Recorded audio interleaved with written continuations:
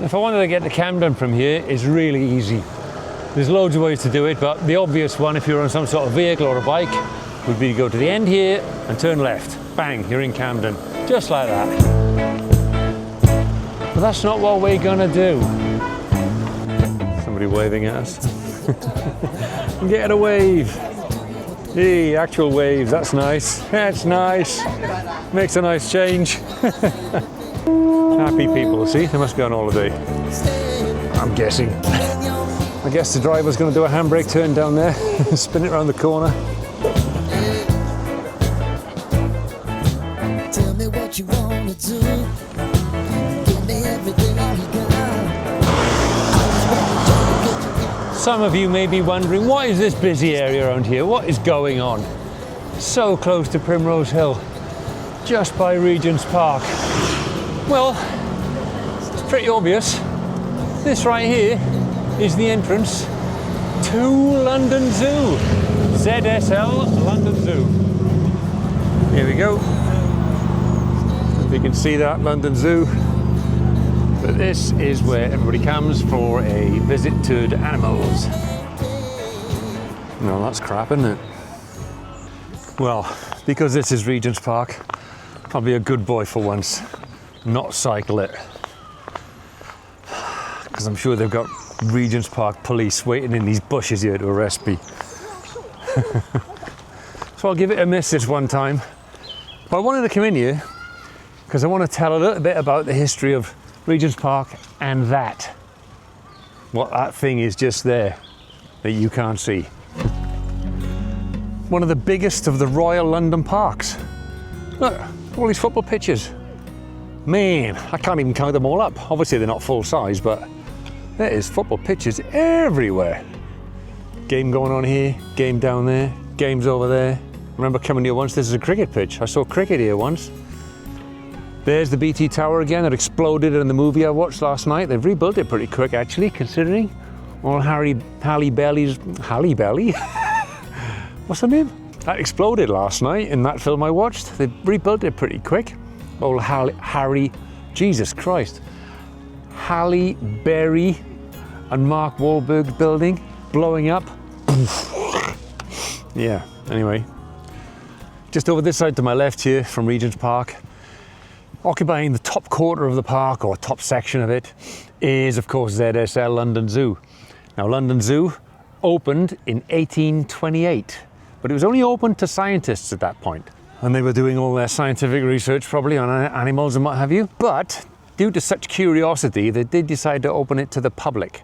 But it only opened to the public in 1847. So the area that London Zoo occupies of Regents Park is about approximately 36 acres. It's very hard to tell how much that is, but yeah, it's vast. It's over there, and it goes a bit across the road, as we've seen, where the giraffes normally live, but seems to be ostriches and zebras in there now. But yeah, it's 36 acres. It's quite a big chunk of Regents Park. So London Zoo here is reportedly the oldest zoo in the world, and as such means it's got some of more notable firsts, as in it has the first ever reptile house, which opened in 1849. There's things like the first ever aquarium, the first public aquarium that is, which opened in 1853. The first insect house, opening in 1881. And the first children's zoo. Now, I thought kids were bad today, but you know, they must have been pretty bad in those days. If they had to stick them in a zoo.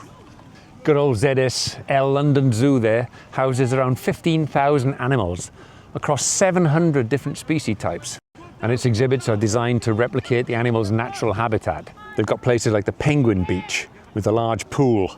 They've got Land of the Lions, a replica of an Indian Gir forest, home to the endangered Asiatic lions.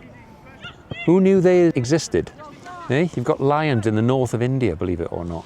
Gorilla Kingdom and rainforest life. So, you know, they've really gone out of their way to try and make it like a natural habitat for animals. We've got a camel right there. And some of the kids have escaped by the look of it too. Or maybe they stopped that. I find it a bit sad sometimes. It's not actually a lot of space for them, is there really? You know, I know they try and do their best and all, but they shouldn't be zoos really. They shouldn't be in this small a space. to be honest. There's the children's zoo. If you look at Regents Park on a map, which we're about to, you will see that there is a ring road that goes all around the outside of it. So we've been up to Primrose Hill, obviously, today. We looked out from the lookout. There's the whole of London Zoo. We've just walked along this little bit. And all around this outside is a ring road, right down to the corner and up there. So, we're on a bike. We might as well go around it and have a look. Look at this roller. Bentley, whatever it is. It's a roller. So just here on the left, we have got what I think is the current American ambassador's house, Winfield House. And if you come here most times, you'll normally see armed guards, armed policemen outside it. And there you've got some absolutely spectacular properties. Now, don't ask me who lives in them, possibly ambassadors as well and people like that. Or, you know, just ultra millionaires, otherwise known as billionaires. Gothic villa, that's called, that's cool. Dead ahead, you can see we've got the famous Regents Park Mosque. So if you're living here, you might be getting called to prayer regularly, who knows? And there's this big gold dome on top. You just see a bit of it there. If you want a clue as to what time of year it is, these things are everywhere. They're little bars of soap to ride over. Great fun. This is one of the few little downhill stretches. And you got to be careful around here, all these cars parking. I don't mind them parking, but what I don't want is them pulling U-turns on me.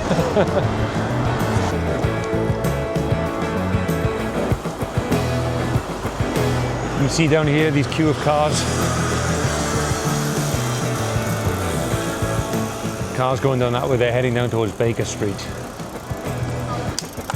See, people do stop. No, I'm not going to bother trying to keep up with them. I'm an old man, Commander. There's another view of a spectacular row of terrace flats. I mean, they are huge. They might not look that big, but they're absolutely enormous inside. Probably get two of my little house inside one of those flats. Basically, in London, everything's expensive. But if you're overlooking a park, and if you're overlooking Regents Park, just crank that money up a bit. A lot, in fact. So we're going to go up to the end. And I pointed on the map that we hit that corner point. Well, this is that corner, right on the bottom right of the map as we just looked at it.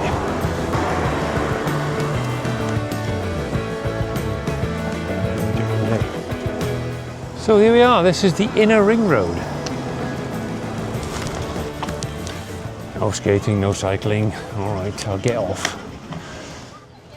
At a guess, I would say this is part of the spectacular rose garden collection here. Got number 63 here, called Free Spirit. Your Lovely Eyes, original names. It's not really rose season, I guess they're all over.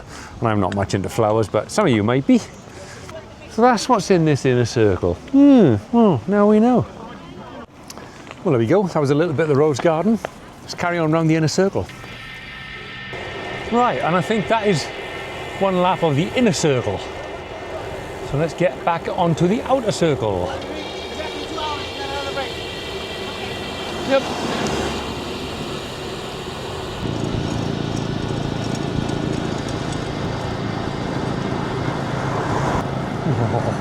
I just spotted this one as I was riding past, going up the hill there.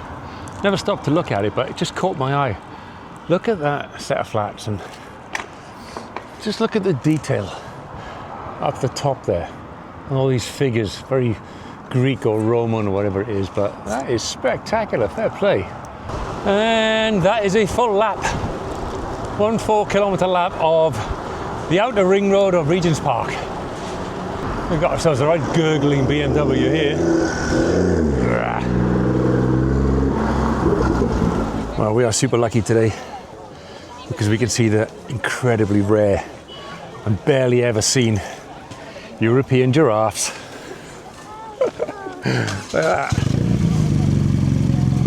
Well, there he goes, there's another one. There we go. That there is what they call a rare North European giraffe. What do you mean? Yeah, they exist. Right, there they are. One there's one over there. Okay. You may have a point, even if I don't know what it is. And there you go. What you'll find probably if the weather's half decent, Primrose Hill on the hill will be spectacular and packed out like this. But you can always find a space, you know. London's about finding a bit of your own space. You're never going to have acres of space around you, but you're going to have enough room to find space somewhere. It's not as bad as you think. Really isn't. All right, will I pick up some literary vibes from this? Bit of Shakespeare maybe. God, what a view. Here we go. So if you find out now that I become an overnight literary success, or maybe this YouTube channel takes off to the moon, we can thank this oak for it, all right? That's the deal.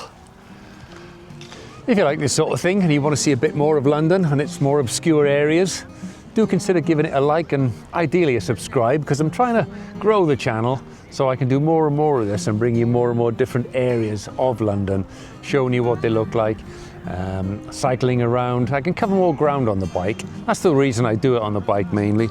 I've always had a bike for pleasure and because it's a fantastic means of transport really, especially in London. So it's a way of getting around. I can show you a lot more than if I was doing it on foot, you know. You can get much more of a flavour of an area and you can tell what it's like just by getting more of an overview. So if you can, give it a like, give it a subscribe, and we'll crack on. As we make our way down Prince of Wales Road, that's it from Primrose Hill and Regents Park and all of that lovely area. So we had a nice day today out in the sun. Hope I showed you something interesting from Primrose Hill and all around. And that's it for now. I hope to see you next time somewhere on Scuzzy, or maybe slightly less Scuzzy, London.